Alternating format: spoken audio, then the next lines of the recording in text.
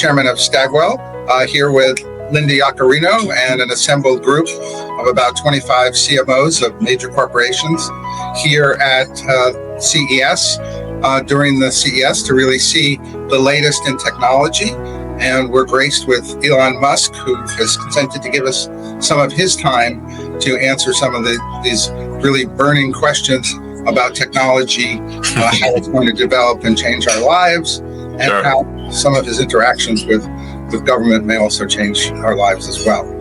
As a big question, and in that vein, coming in the next decade, what do you think is going to be the greatest advances in technology that will affect people's lives? What should they be expecting to see here from technology in their lives?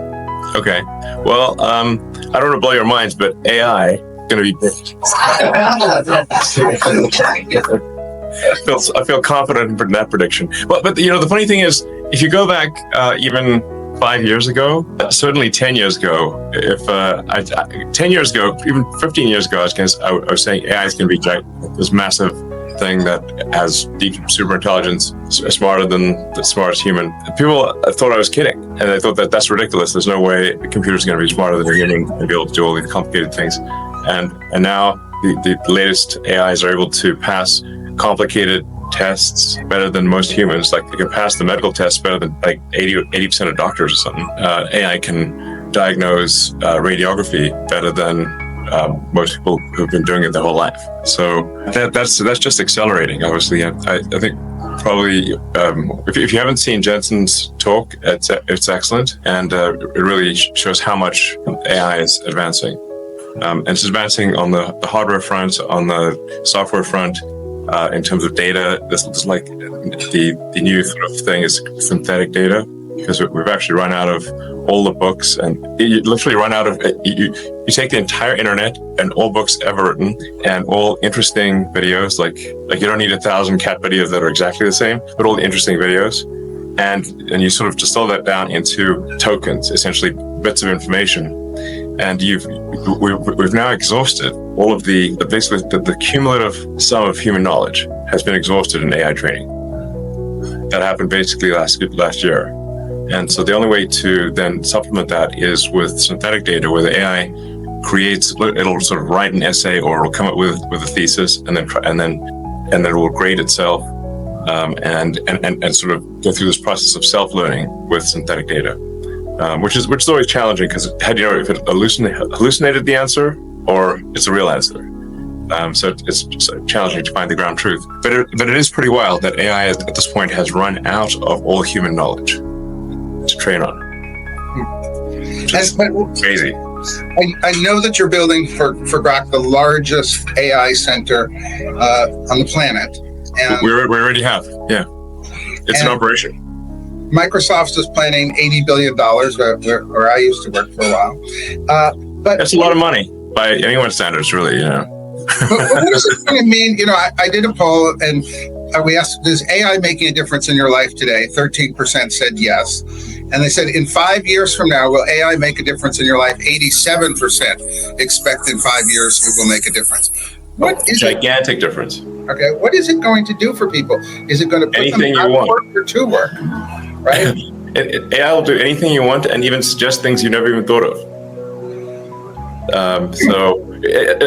AI really within the next few years will be able to do any cognitive task. It obviously begs the question, what are we all going to do? But pretty much any cognitive task that doesn't involve atoms, AI will be able to do within, I'd say, max 3 or 4 years, maximum. And then another element of it is the robotics, is that you need you can't just be thinking. AI can't just be thinking in a data center. It's got to do things. So that's where you need the robots, and you need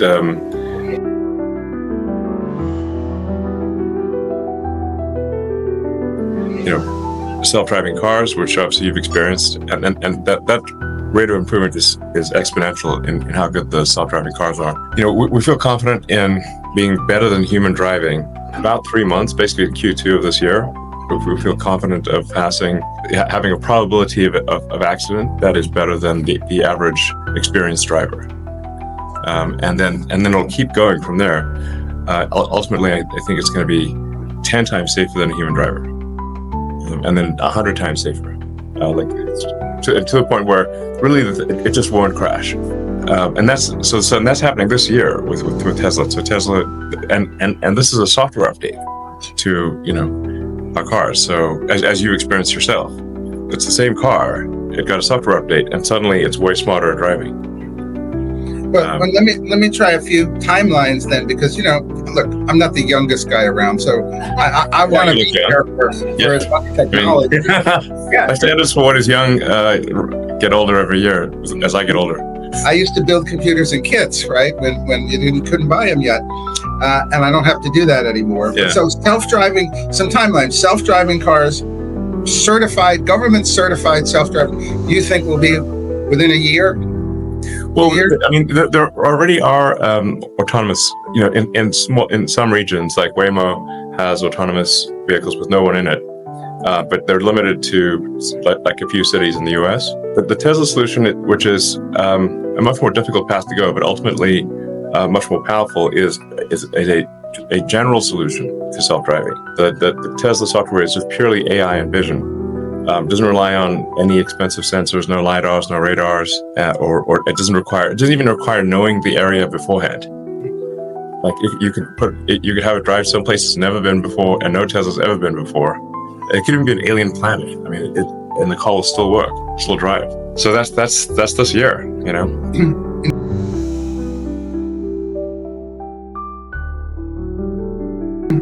And when can I get a home robot? Okay. Right. Well, so that's the other element, is our humanoid robots. So I think probably most people, if not everyone, would like to have their own personal C-3PO R2-D2, and I actually think humanoid robots will be the biggest product ever in history by far. I agree. Yeah, it's just wild, because you can just say, well, every human is going to want one, most likely, and some will want two, and then there'll be all of industry in terms of providing products and services. So that you have to say, what's the ratio of humanoid robots to humans? My guess is it's at least 3 to 1, 4 to 1, maybe 5 to 1. So we're talking about 20, 30 billion humanoid robots. It's not even clear what money means at that point, or if there's any meaningful cap on the economy. I think at that point, assuming that things haven't gone awry, in the good AI scenario, I think we won't have universal basic income. We'll have universal high income. So, do you think 5 years for my first robot, or? Well, for Tesla, our Optimus robot really is it's unless somebody's got something secret we don't know about. Our Optimus robot is the most sophisticated humanoid robot in the world. It's got a hand that has 22 degrees of freedom. It looks and feels like a human hand. We're aiming to have several thousand of those built this year. Initially, we'll test them out at Tesla factories, but then, assuming things go well, we'll 10x that output next year. So we'll aim to do maybe 50 to 100,000 humanoid robots next year, and then 10x it again the following year. It's like 500,000 robots in 3 years. That's a lot.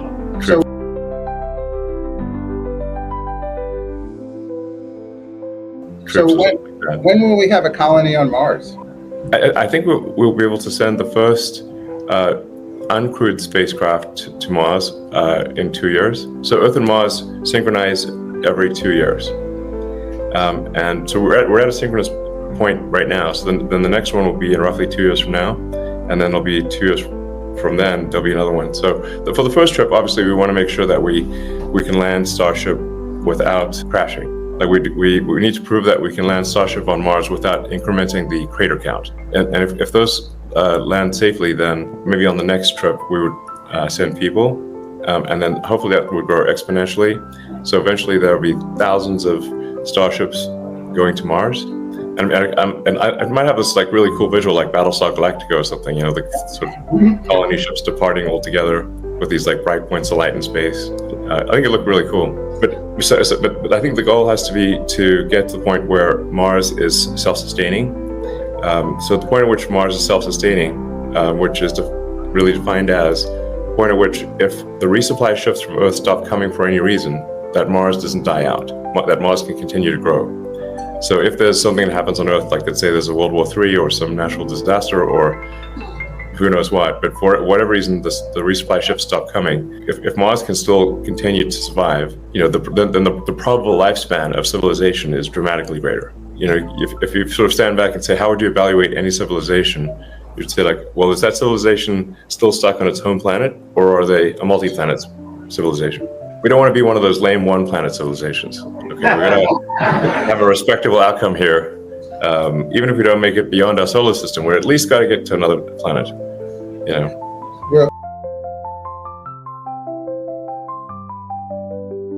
Well, and finally on my list, brain to technology communication. Yeah. Direct communication. Am I going to see that also? Because right now this is looking pretty good for me. Yeah. So we've got Neuralink. We've got now three humans with Neuralinks implanted, and they're all working well. And we've upgraded devices where the devices will have more electrodes, basically higher bandwidth, longer battery life, and everything. And so we expect to, hopefully do 20 or 30 patients next year, or this year, I should say, with the upgraded Neuralink devices. And this, our first product is we're trying to enable people who have lost their brain-body connection, so they're tetraplegic or paraplegic, or like you can imagine, like say Stephen Hawking. If Stephen Hawking could communicate as fast or even faster than a normal human, that would be transformational. Yeah. So that's our first product is being able to read the motor cortex of the brain and say that if you think about moving your hand, it will move the cursor on the screen, and it enables people to control their computer or their phone just by thinking. And then our next product will be blind sight, that even if somebody has lost both eyes or has lost the optic nerve, or even if they've been blind from birth, we can interface directly with the visual cortex in the brain and enable them to see. And we already have that working in monkeys. I actually have a monkey who's now had that for, I think, 2 years. So that basically enabling people to control devices. And ultimately, we think if you have a second Neuralink device that is past the point where the spinal damage occurred, we can actually transmit the signals from the brain past where essentially the wires are broken, and enable someone to walk again. So that would really be profound, obviously. But I'm confident that is physically possible. And then the long-term goal for Neuralink is to be able to improve the bandwidth. So right now, when we're speaking, our bandwidth in bits per second is quite low, and the sustained bandwidth of a human is less than 1 bit per second over a 24-hour period. So there's 86,400 seconds in a day, and the average human outputs much less than 86,400 bits in a day. But with a Neuralink, you could increase that output capability by 1,000 or maybe 1 million. So it would be a profoundly different experience. Like you'd be superhuman, essentially. Well, put me down for all of this so far. Okay. An early adopter. Yeah. And trust me, you'll really like the chip. I can guarantee it.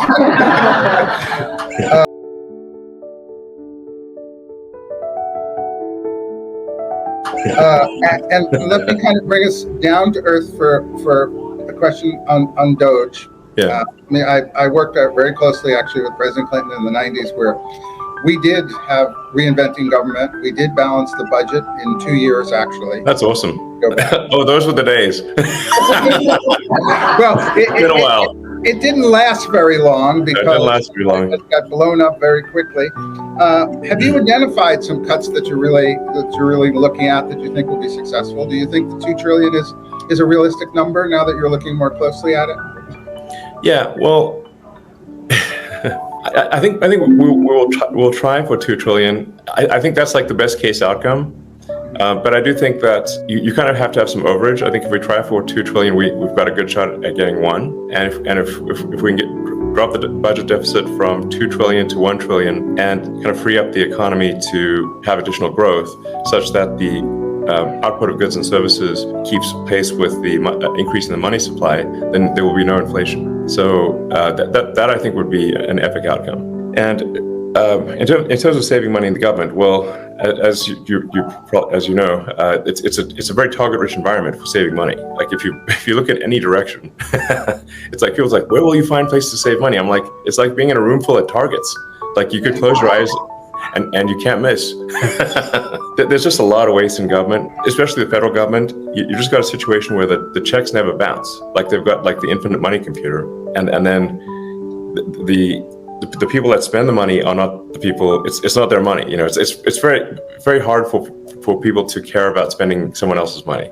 And then even if I certainly know people in the government who do care about, on just as a matter of principle, spending money effectively, and they try to do so, and they can't. The system prevents them from doing so. And they even get told to do crazy things, as again, it probably sounds familiar, where you get towards the end of the budget cycle, and they're told to spend up to their budget. And even on nonsense stuff, because if they don't spend their budget, the budget gets reduced. So it's actually sort of a perverse incentive to waste money. And then they kind of get punished for not wasting money. So it's just totally bananas. Well, I agree. You will find, I did a mathematical analysis in terms of how government used to do things. So if you take the Brooklyn Bridge or the Lincoln Tunnel and you adjust it for inflation, the infrastructure bill should actually get you 4,000 adjusted Lincoln tunnels, which of course it's not, because government is not as efficient as it used to be. No, exactly. Essentially, we've had an accumulation of laws and regulations that make basically any large project essentially illegal. and even if you try to do it, you've got to spend way more money on the paperwork than on the thing itself, and then it gets delayed. And so there's an element of like DOGE, which is very important, which is looking at regulations and getting rid of ones where the harm is worse than the good. Like you say, like, well, any given regulation, it's like, okay, there's some amount of good, some amount of harm, but what's that ratio? Is it like, and there's a lot of regulations where, frankly, they're completely nonsensical, and we want to get rid of nonsensical regulations that do not serve the public good. Well, Linda Yaccarino in her keynote here mentioned the DOGE thing, and she got enormous applause. So I think the country is really waiting to see this effort. They're behind it. They're optimistic. Let me try to get in one more topic here before I get one or two other questions out there, which is obviously Mark Zuckerberg made an amazing 180-degree turn. That's cool. What's your reaction to what he did, and his acknowledgement, frankly, that the government was in fact censoring things, or he was censoring things, or the government, or some combination thereof? Yeah, I mean, there's no question. I mean, 1,000% the government was censoring things. We know that for a fact from the Twitter files. I mean, some of the stuff was like pretty illegal, frankly. I mean, the FBI had this portal into Twitter where they could spy on anything and censor anything, and had a 2-week auto delete. So we don't even know what they did, except that they had immense power to do whatever they wanted, which doesn't sound legal. That sounds pretty crazy. And there was also a lot of self-censoring. I don't know. There was just a lot of censoring going on. And I think I feel very strongly that you have to have freedom of speech to have a functioning democracy. If you don't have freedom of speech, freedom of expression, then how do you know what's really going on? And if you can't make an informed vote, then you don't have a real democracy. So it's that's incredibly important to, I think, listen to the wisdom of the founders of the country and say, why did they make that the First Amendment? And they did it for a reason. It's because they came from places where there was massive censorship, and the penalties for speaking your mind would be fines, imprisonment, or death. And they're like, we really don't like that. We want that to not be the case in America. So then they, freedom of speech. And so you just posted, you are the media. Citizen journalism. I mean, really becoming more and more important in this age of media, and you see it with the wildfires here. Yeah, exactly. It really takes the citizens to report and tell people. Yeah. Actually, you can think of it like before the internet, you kind of had to have what I call legacy media, which is you had to have some aggregation points where you'd have reporters go and find things out. Then they would go to their office. They would write up articles. They would then print those articles on paper. That paper would then be distributed, and it was kind of the only way to know what was going on. but it was very slow, especially in the old days. Like when Lincoln was assassinated, I think it took like 3 weeks for that news to reach Asia or something like that, you know. And in fact, in the old days, like you wouldn't even know that your country had gone to war because it would take like a month for the fact, hey, we're at war, to reach your village. Yes, well, we actually learned about Pearl Harbor because we decoded the Japanese. They didn't know that we decoded their cyber system. Right. At the time, and that's how we actually learned about it. Yeah. So I got 3 questions in from the audience that Dan Gardner and Toby Daniels of On Discourse said, want to know, do you think the internet sucks? And what do you think we need to do to fix it? You mean the content on the internet or your internet connection? Because Starlink can help you on the internet connection. Starlink is great for internet connectivity. You know, especially for like places that have bad connectivity. In fact, I think Starlink is really having a significant effect in terms of lifting people out of poverty. In fact, in many parts of the world, where people have a product that they want to sell, but if they don't have an internet connection, they can't do it. Or if they want to learn things, like basically you can learn anything on the internet for free. Like MIT has all its lectures that are available for free on the internet, but you need an internet connection. And so once you have an internet connection, you've got access to education, you've got access to a global market. So I think it's very significant at how connectivity makes difference in people's lives. But no, with respect to maybe the question was geared at, like, is there too much negativity on the internet? I think at times there is too much negativity. You know, actually on the X platform, I proposed like, well, we're going to tweak the algorithm to be a bit more positive, and then people got upset about me for that. I'm like, okay, like, what do you guys want? You know? Well, actually, the second question from Zach Moffat, CEO of Target Victory, was, how do you make pessimism uncool again?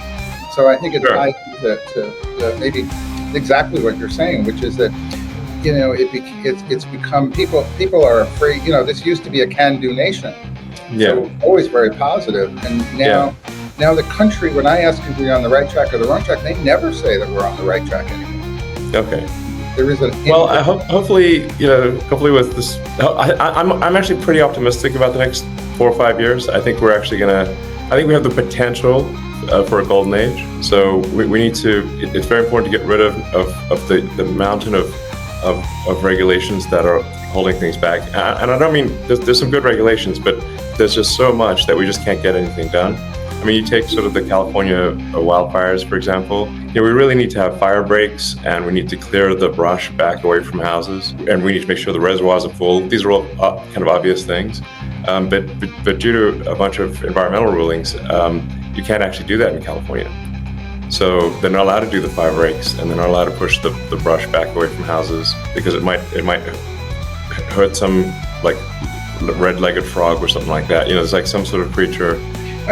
Usually a creature you've never heard of that is preventing this from occurring. You know, there's like this fish called the smelt, for example, and so we have far more freshwater runoff into the ocean than we should, really, and on the theory that it helps this one little fish that likes a slightly briny freshwater saltwater mix, and if we keep more freshwater, then the smelt fish will not be happy. But there's no actual evidence that the smelt fish is going to be unhappy if we keep a bit more fresh water. In fact, so we should keep more fresh water, keep the reservoirs full, and just have some sensible fire breaks and move the brush away from houses.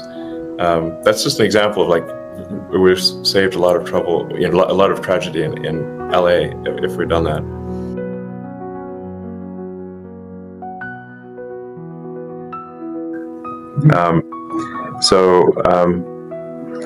You know, and I think AI and robotics is going to lead to a higher standard of living for people beyond what they can imagine. Well, I think you're going to have AI doctors in medicine that are pretty incredible. So that's the final question. She says from Catherine Heritage, if I got that right. If all the robots and everything frees up time for humans, what is it they will do with that time, or what can we ask them to do with that time? And I think that's that rounds out the circle of technology. Yeah, I guess it would be a bit like being retired. But, I mean, this will take a few years, but at some point, as AI and robotics get better, eventually AI will be able to do everything that humans can do. So any task you do will be optional. Like it'll be like hobby or now it does beg the question. Well, like, will our lives have meaning if the computers and the robots can do everything better than we can? And that is a real question. I do wonder about that myself. And maybe that's why we need the Neuralink, so we can enhance human capabilities, so we can keep up with the machine.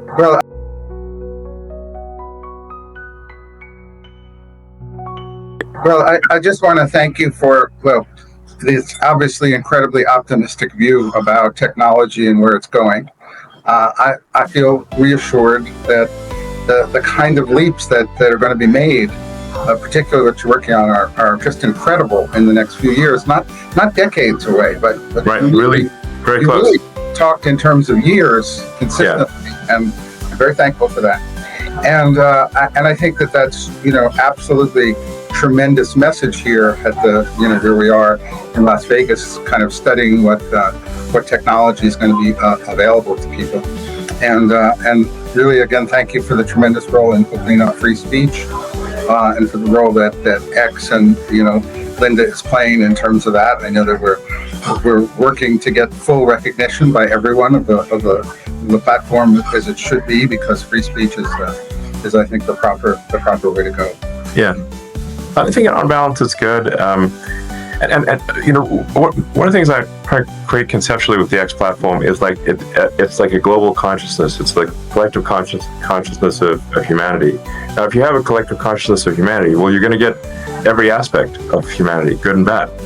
That's just naturally what happens. So, but I do want it to be a good and productive thing, and the aspiration is to maximize unregretted user minutes. So, like, you spend time on the platform, it's like, well, but did you regret it or not regret it? And we want to maximize unregretted user time. Well, and I always go back, I always say that everything in technology was either in the Jetsons. It's either in Star Trek or the Jetsons, more or less, right? And but the one thing that was never predicted in any book that I could find is social media. So it's the one thing that they never really, there's no book built around how social media would develop, how it would really impact society, how it would move political movements and so forth. And it's interesting that everybody missed that in their projections. And so I guess the last closing question maybe is what do you want X to be, and where is that platform going to go? And I think that's great. I do want X to be a force for good, and I do view it as sort of like the group mind of humanity, and we want to have a sort of a healthy, happy, and sane group mind versus the opposite. So, and I want it to be just like the best source of truth. Like, if you're trying to understand what's going on in the world, that it has the most accurate, the most up-to-date information about anything large or small, because it gives you the best understanding of what's going on in the world, anywhere, anytime. Terrific. Thank you. Any closing thought you want to leave us with? Otherwise, I want to thank you for being so generous with your time. You're welcome. I think I would encourage people to be optimistic about the future. I think it's much more likely to be good than bad. So that's my prediction. Thank you. Yeah.